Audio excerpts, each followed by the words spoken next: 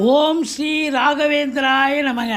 சிம்மமுகே ரௌத்ர ரூபிண்யாம் அபயஸ்தாங்கித கருணாமூர்த்தே சர்வ வியாபிதம் லோகலட்சமாம் பாப விமோசன துரித நிவாரணம் லக்ஷ்மி கடாட்ச சர்வாபீஷ்டம் அநேகம் தேஹி நுரசிம்மாம் ஹரிநாராயண துரித நிவாரண பரமானந்த சதா சிவசங்கர. அஞ்சிலே ஒன்று பெற்றால் அஞ்சிலே ஒன்றைத்தாவி அஞ்சிலே ஒன்றாக ஆரியர்க்காக ஏகி அஞ்சிலே ஒன்று பெற்ற அணங்கை கண்ட அயலார் ஊரில் அஞ்சிலே ஒன்றை வைத்தான் அவன் நம்மை அழித்து காப்பான். ஸ்ரீமதே ராமானுஜாய நமக. ஸ்ரீமதே ராமானுஜாய நமக. ஸ்ரீமதே ராமானுஜாய நமக. ஓம் ஸ்ரீ ராகுவே நமக. உலகெங்கிலும் வாழ்ந்து கொண்டிருக்கும் ஸ்ரீ ராகவேந்திரா யூடியூப் சேனல் நேயர்களுக்கு டாக்டர் சைதை ராஜாவின் அன்பான வணக்கங்கள். நாம் இப்பொழுது இந்த எபிசோடில் ஆவணி மாத ராசி பலன்களை பார்க்க போகிறோம்.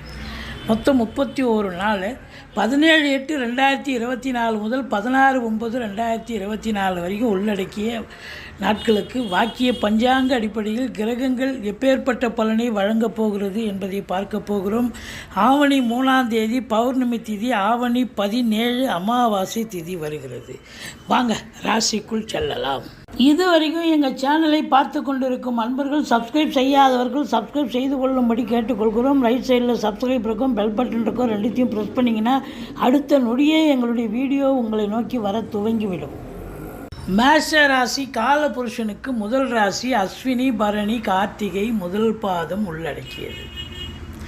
இந்த மேஷ ராசிக்கு இந்த ஆவணி மாதம், தமிழ் மாதம் ஆவணி மாத கிரகங்கள் எப்பேற்பட்ட பலனை வழங்கப் போகிறது என்பதை பார்க்கலாம் வாங்க. கிரகங்களுடைய நிலை, குரு பகவான் 2ஆம் இடத்தில் இருக்கார். ராசிநாதன் 10 நாள் 2ஆம் இடத்தில் இருக்கார். அப்புறம் 21 நாள் 3ஆம் இடம் மிதுனத்துக்கு சென்று விடுகிறார். குரு பார்வை இருக்கிறது. சனி 11ஆம் இடத்தில், 12ஆம் இடத்தில் ராகு பகவான். இப்படி கிரகங்களுடைய சஞ்சார நிலைகள் மிக சிறப்பாக இருப்பதால் இந்த மாதம், தமிழ் மாதம் கிரகங்கள் நல்ல பலனை தருமா இல்லை சுமாரான பலனை தருமா அப்படின்னு பார்த்தீங்கன்னா, சூப்பரான பலன்களையே வாரி வழங்கப் போகிறது அப்படின்னு சொல்லலாம்.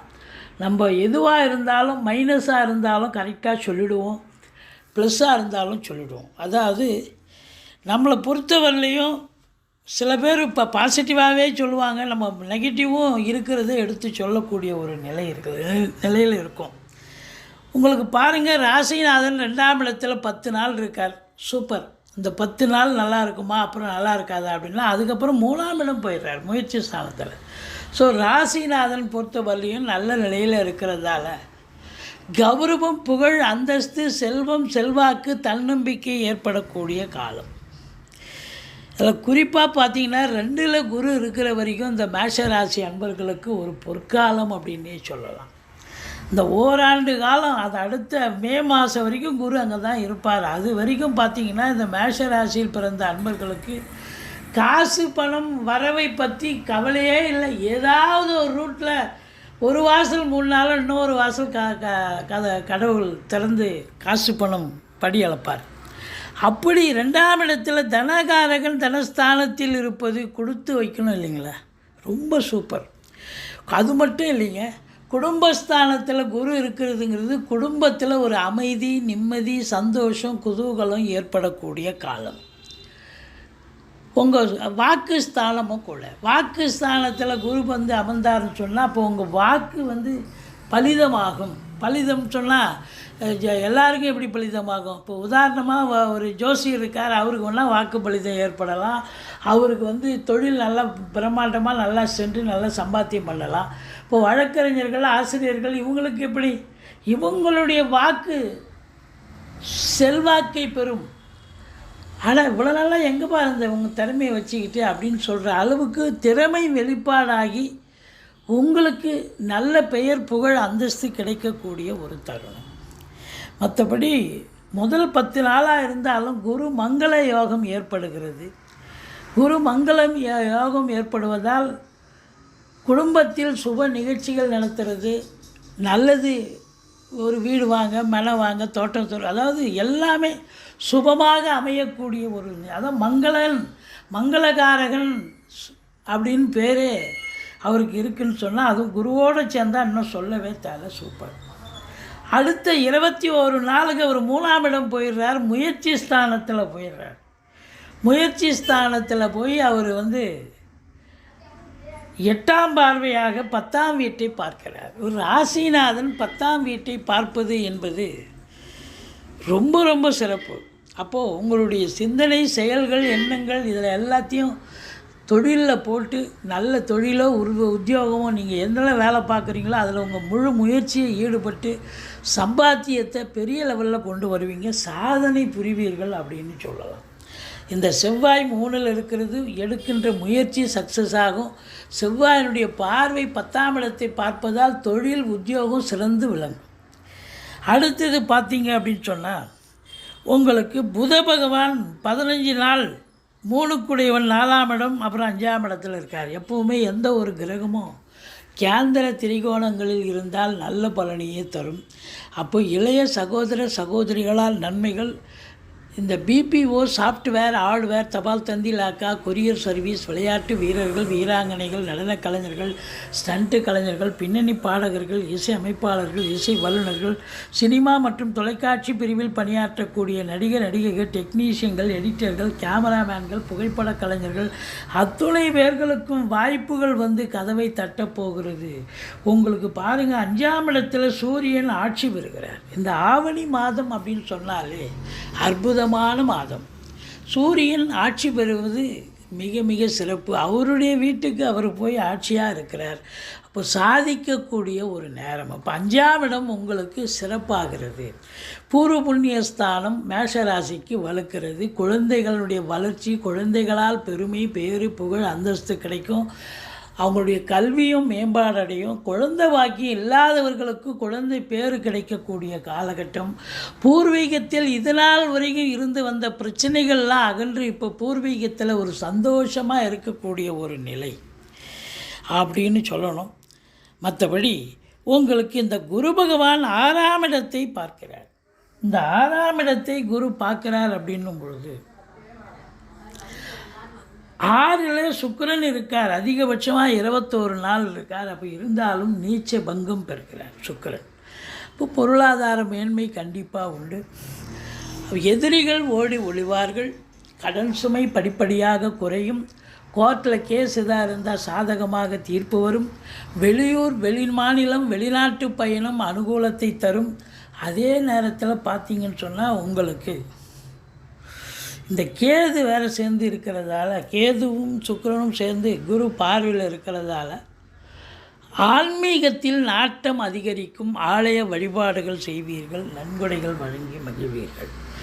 7ஆம் இடத்து அதிபதி சுக்கிரன் 6க்கு சென்றாலும் குறை ஒன்றும் இல்லை. குரு பார்வையில் இருக்கிறார். நீச்ச பங்கம் பெறுகிறார்.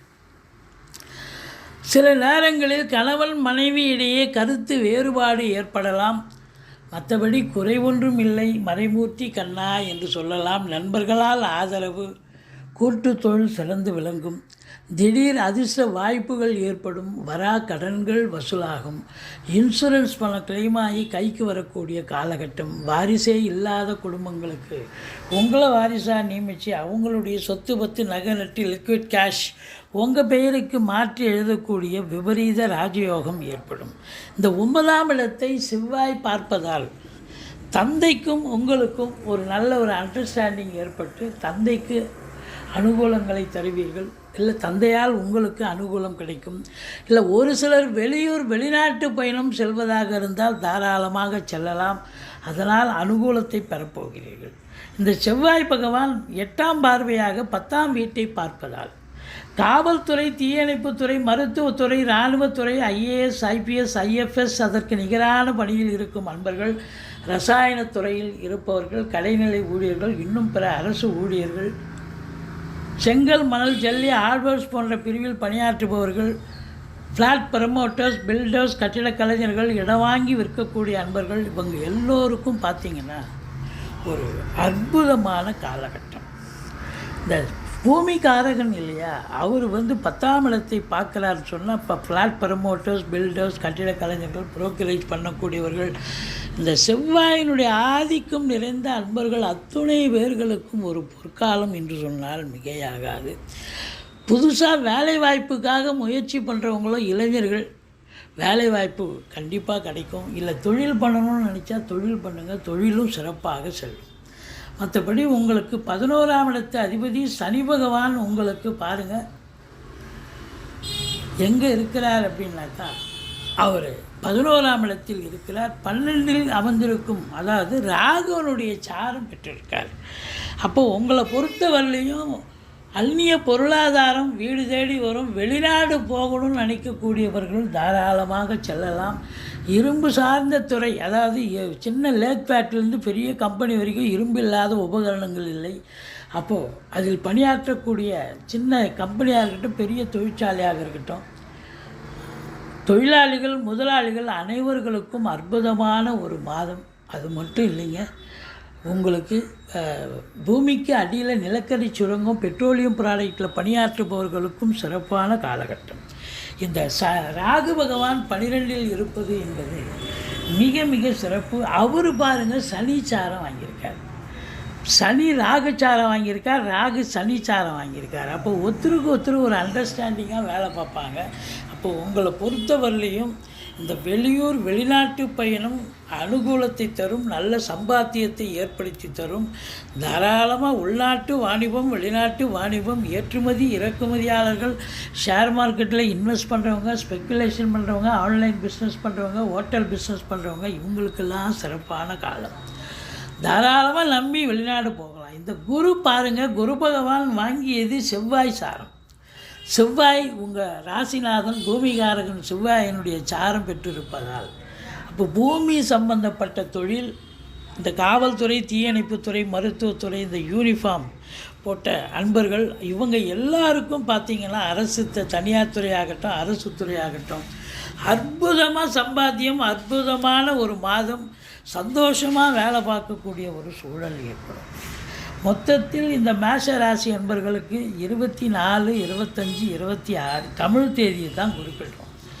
ஆவணி 24, 25, 26 சந்திராஷ்டம நாட்களாக வருவதால் மிகுந்த எச்சரிக்கையோடு இருங்க. சந்திராஷ்டமம்னு சொல்லிக்கிங்க, மற்றபடி எந்த குறையும் இல்லை. இந்த மாதம் ஆவணி மாதம் மேஷ ராசியில் பிறந்த அன்பர்களுக்கு ஒரு அற்புதமான ஒரு மாதம். முருகப்பெருமானை வணங்குங்கள், மற்றபடி உங்கள் துர்க்கையை வழிபாடு செய்யுங்கள். வாழ்க்கை வளமோடும் நலமோடும் அமையப்போகிறது. எங்களுடைய வீடியோ பிடிச்சிருந்தால் லைக் பண்ணுங்கள், ஷேர் பண்ணுங்கள், சப்ஸ்கிரைப் பண்ணுங்கள். மறக்காமல் சப்ஸ்கிரைப் பண்ணுங்கள். நன்றி. வாழ்க வளமுடன்.